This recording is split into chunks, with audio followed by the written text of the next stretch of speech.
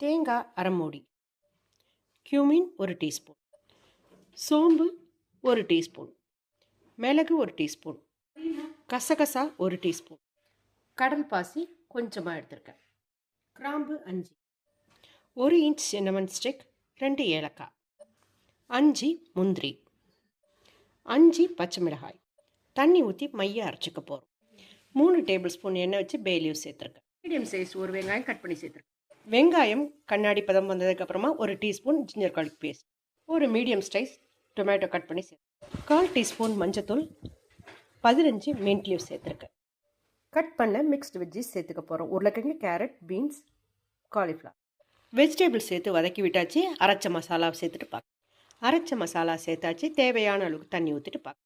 இந்த டிஷ்க்கு தேவையான அளவுக்கு சால்ட் சேர்த்துக்கோங்க. சால்ட் சேர்த்து மூடி ஒரு விசில் விட போகிறோம். இதே மெத்தடை ஃபாலோ பண்ணி நான் வெஜிடேரியனில் செஞ்சு பாருங்கள். மட்டனில் ரொம்ப சூப்பராக இருக்கும். இந்த வெஜ் பாயா பார்த்தீங்கன்னா ஆப்பம், இடியாப்பம், பூரி, இட்லி, தோசையோடு ரொம்ப சூப்பராக இருக்கும். நம்மளோட வெஜ் பாயா ரெடி ஆகிடுச்சு. மேலே கொஞ்சமாக கொத்தமல்லி தழை தூவிருக்கேன். இந்த ரெசிபி பிடிச்சிருந்துன்னா லைக் பண்ணுங்கள், ஷேர் பண்ணுங்கள், மறக்காமல் எங்கள் சேனலை சப்ஸ்கிரைப் பண்ணிக்கோங்க.